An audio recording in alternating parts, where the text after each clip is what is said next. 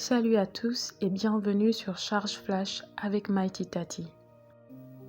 Josué chapitre 1 verset 7 dit: Fortifie-toi seulement et aie bon courage en agissant fidèlement selon toute la loi que Moïse mon serviteur t'a prescrite.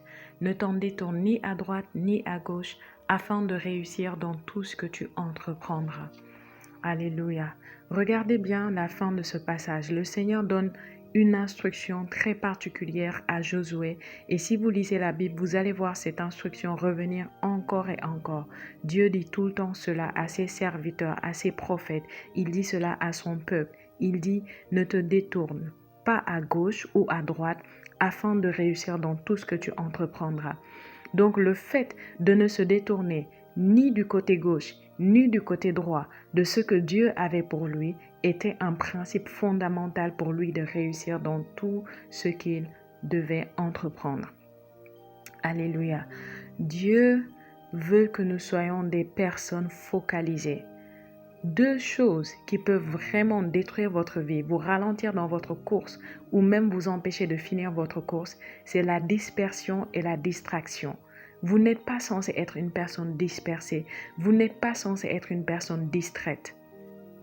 La dispersion va produire la distraction. C'est quoi être dispersé? C'est le fait que vous êtes au four et au moulin. Vous êtes dans différentes choses qui n'ont rien à voir les unes avec les autres. C'est le fait que vous ne savez pas réellement ce pourquoi vous êtes là. Ou bien vous le savez, mais vous n'êtes pas à 100% occupé dans ce pourquoi vous êtes là. Alléluia.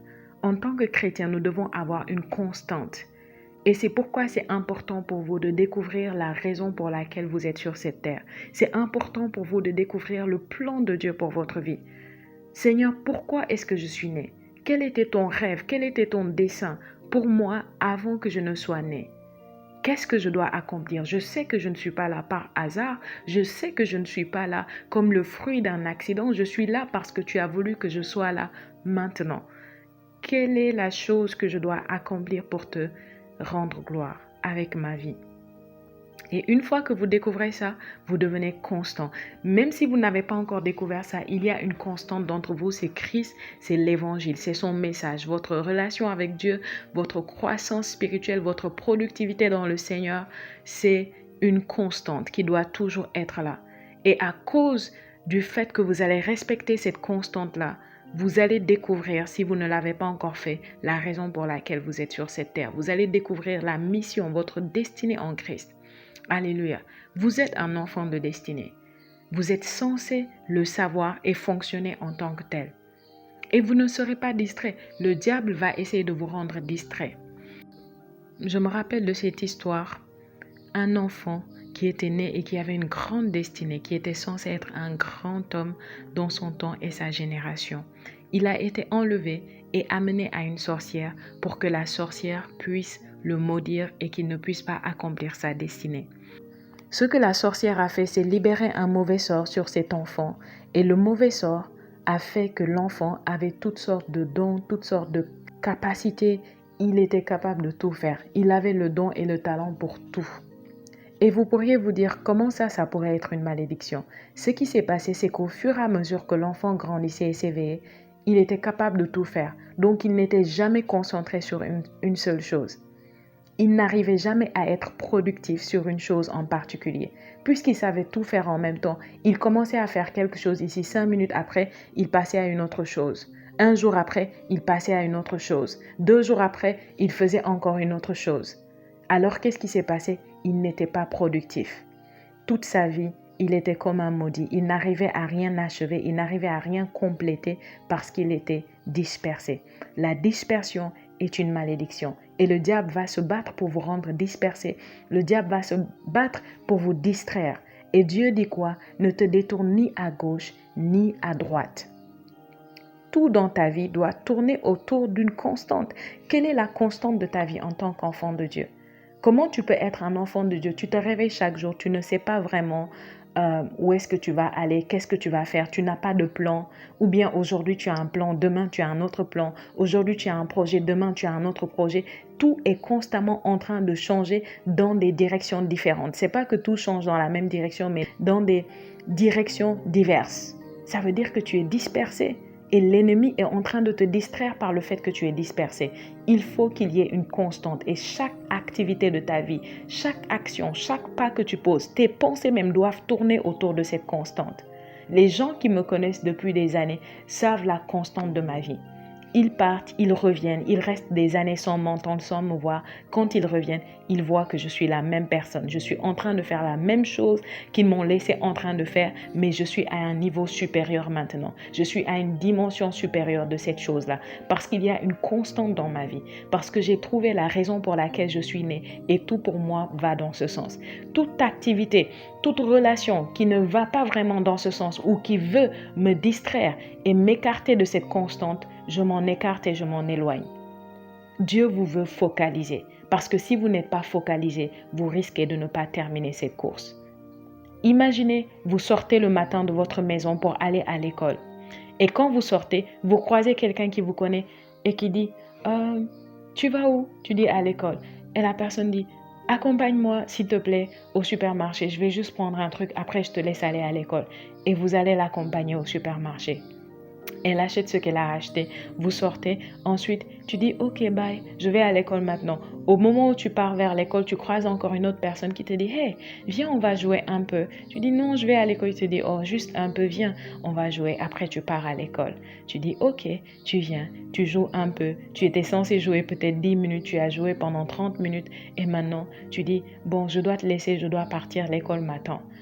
Et tu croises encore une autre personne qui te dit « Hey, viens ici, j'ai quelque chose pour toi. Tu vas à l'école ?» « Oui, je vais à l'école. Viens, j'ai quelque chose pour toi. » Et tu viens et la personne te dit « J'ai juste ce petit truc-là que je veux que tu fasses pour moi. C'est une petite tâche. Fais ça rapidement. Après, je te donne quelque chose. Ça va t'aider pour l'école. Je te donne un petit goûter que tu vas amener à l'école avec toi. » Tu dis « Ok, tu es là, tu aides. » Avant longtemps, qu'est-ce qui va se passer ? Tu ne risques pas seulement d'être en retard à ton cours, tu risques de rater toute ta journée d'école. Pourquoi ? Parce que tu es sorti avec un objectif, mais tu n'étais pas focalisé sur cet objectif. C'était facile de t'amener à gauche et à droite. Et bien aimé, Dieu ne veut pas que nous soyons ainsi. Tout autour de vous doit tourner autour d'une constante. Vos relations, vos amitiés, vos déplacements, vos divertissements, tout doit tourner autour d'une constante. Alléluia. Les choses que vous écoutez, les choses que vous regardez, tout doit tourner autour d'une constante. Tous les hommes, même qui ne sont pas en Christ, et les femmes qui ont réussi dans cette vie d'une manière considérable, si vous allez dans leur vie ou si vous les fréquentez, vous allez voir que leur vie tourne en général autour d'une chose. Tout le reste gravite autour de ça et tout le reste doit se soumettre, s'assujettir à cette constante. Si une chose, une activité ou une relation ne peut pas se soumettre ou s'assujettir à la constante de leur vie, ils l'écartent tout simplement parce que vous n'avez qu'une seule vie et vous ne pouvez pas vous permettre d'être distrait jour après jour. Vous ne pouvez pas, bien aimer. Le temps est précieux. Chaque seconde, chaque minute, chaque heure, chaque jour qui passe est précieux. Hier est passé, vous n'allez plus jamais retrouver hier. Si vous donnez du temps à quelque chose qui n'en vaut pas la peine, ce temps-là est parti pour toujours, vous n'allez pas le récupérer. Si vous passez du temps à quelqu'un qui n'a rien à voir avec votre vie, votre destinée, votre constante, sachez que ce temps-là, vous n'allez plus jamais le récupérer. Deutéronome 5, verset 32 dit « Vous ferez avec soin ce que l'Éternel votre Dieu vous a ordonné. Vous ne vous en détournerez ni à droite ni à gauche. Vous ferez avec soin. » Il y a un soin qui est requis. Dans ce que le Seigneur attend de vous, dans ce qu'il vous a demandé, il y a une attention. Vous devez lutter et vous battre pour rester focalisé. Je me rappelle même, il y a quelques années de cela, quand je venais d'être chrétienne, avant, je n'aimais pas aller à l'église. Je n'aimais pas du tout aller le dimanche à l'église avant d'être née de nouveau. Quand je suis née de nouveau et que j'ai été passionnée pour Dieu, aller à l'église était tellement précieux pour moi, c'était des temps importants. Avant ça, je pouvais sortir les samedis soirs. Mais à partir de cet instant, j'ai commencé à m'organiser les samedis soirs pour m'assurer que le dimanche matin, j'allais me lever à temps et j'allais être à l'église à temps et passer un bon moment dans la maison du Seigneur avec lui et son peuple. Donc, qu'est-ce que je faisais? Si quelqu'un essayait de m'inviter à sortir, j'avais mes amis, les choses que j'avais l'habitude de faire avant, mais je m'assurais de rendre ma soirée du samedi totalement libre. Comme ça, le samedi soir, je peux prendre mon temps de préparer ma tenue pour le lendemain. Je peux prendre le temps de méditer et de dormir très tôt. Comme ça, je peux me lever très tôt, être prête et être à l'église à la première heure. et j'ai pris cette habitude depuis lors. Jusqu'à présent, c'est pareil. Vous ne pouvez pas m'amener dans une activité futile et vaine la veille d'un jour où je dois aller à l'église ou faire les choses de Dieu. D'ailleurs, à l'époque, c'était juste concernant l'église, concernant le culte, mais aujourd'hui, ce n'est pas juste ça. C'est tout à propos de ma vie. Vous ne pouvez pas m'amener dans une activité futile. Vous ne pouvez pas m'emmener dans quelque chose qui n'a rien à voir avec la constante de ma vie et je donne ce temps-là. Je ne le ferai pas. Je n'aime même pas perdre 5 minutes de ma vie à regarder une vidéo ou quelque chose qui n'a rien à voir avec la constante de ma vie. Pourquoi? Parce que j'ai trouvé ma destinée, parce que j'ai été établi sur le chemin que je dois suivre et j'ai compris que le Seigneur dit que je ne dois m'en détourner ni à gauche ni à droite. Il veut que je fasse avec soin ce qu'il attend de moi. Ne soyez pas dispersés, bien-aimés. Ne soyez pas défocalisés. Ne soyez pas chancelants. Aujourd'hui, vous êtes là, demain, vous êtes là-bas. Certains d'entre vous, vous êtes en Christ et depuis des années, vous n'arrivez pas à être fort. Vous n'arrivez pas à être stable parce que vous êtes venu en Christ et vous avez déplacé votre monde dans Christ. Est-ce que vous comprenez ce que je dis?